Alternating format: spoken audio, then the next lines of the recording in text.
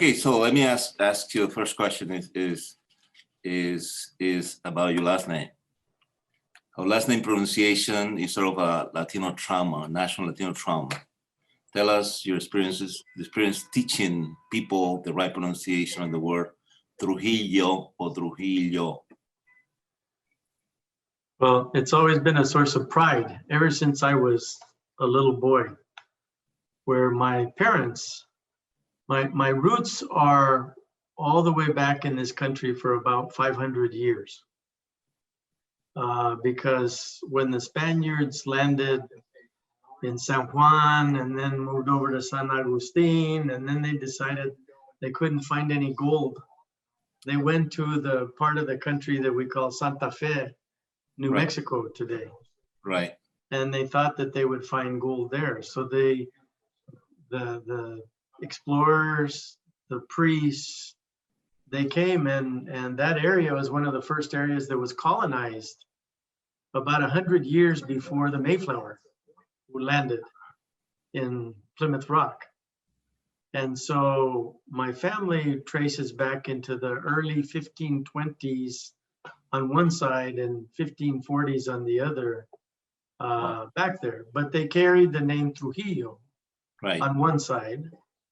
And on the other side of my mother's side, it was Luján. And and also Sede Vaca.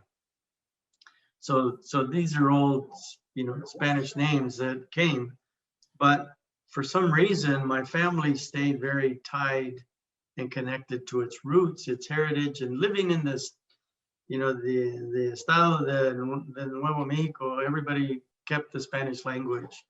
They kept much of the culture. If you go to the churches, if you go to all the things that are historical, in terms of the Latino Spanish kind of culture, they existed. But at the same time, in the state of New Mexico, you had a high population of Native Americans. They were very tribal, but in the state of New Mexico, they often talk about the tribe culture of the estado, meaning the Spanish, the Native American, and then the Anglo that came later. Right. So el nombre Trujillo, that's always been with me since I was born, obviously. Mm-hmm. But it was always, no. Even though we lived in places like Wyoming and other places, my name was always Trujillo. And you made sure you pronounced it right, or I made sure people pronounced it right, because I used to listen to my father and my mother make sure people pronounced our name right, because it's a source of pride. It's a source of your identity. And so Trujillo, even though I've been in all parts of the world and people say Trujillo and Trujillo and all kinds of variations, you always come back and say, with the source of pride, let me help you. Let me help you understand how to say the name properly. Trujillo, right? And I've done that for my whole life. I imagine. So that history of your family, 400 years, dating back to the Spanish colony, how does it make you feel when today people still question, because the sound of those last names, our belonging to this land and our right to be here? They still see us as foreigners 400 years later. Well, but see, some people that don't know better think that. Sometimes I go as far as to call them pendejos or pendejas, okay? Mm-hmm. And if you've ever heard me speak publicly, sometimes I use that word very consciously in order to educate people that, you tend to be a pendejo or a pendeja if there's many things you don't understand, right? Many things you don't understand. And so you draw wrong conclusions, which sometimes can be called pendejadas, right? Or misconceptions or whatever. But anyways, so one of the things I like to do first and foremost is remind people that, for example, but now it's almost 3 years ago, I spoke to the Republican Governors Conference. Mm-hmm. And I opened up by telling everybody there, which were predominantly Anglo-American, I think they were American, Anglo-American residents of the United States. Right. And I said to them, welcome to my country. and some people chuckled like you did. Right. And I say, I want to make sure that I'm clear. My family's only been here almost 500 years. And I know that some of you might be a German abstraction, maybe, you know, even like our president, he comes from Nazi Germany or wherever, Right. you know, just 2 generations ago. Right. And some may be British that have been here for 4 or 5 generations.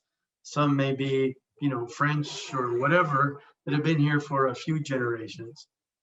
But people like myself, we've been here for almost 500 years. And so we think about it as our country. Obviously, the Native Americans were here first, but we think of it as our country. And go look at, let's see, there's cities, major cities named Miami or San, you know, Right. San Juan or Right. Colorado Estates and Los Angeles. Nuevo Mexico and Santa Fe and Los Angeles. And many of these places were built Right. before the Mayflower landed, before some of the cities like Shenandoah and, Right. and Georgetown and other places were even contemplated as being built. So we have a long legacy of history. But in case you're confused, I'm going to say one more thing. When the authors, the founders, the people that were the authors of our Constitution, our Right. Declaration of Independence, Mm-hmm. when they named they put the first name to our country, it was called the United States of America.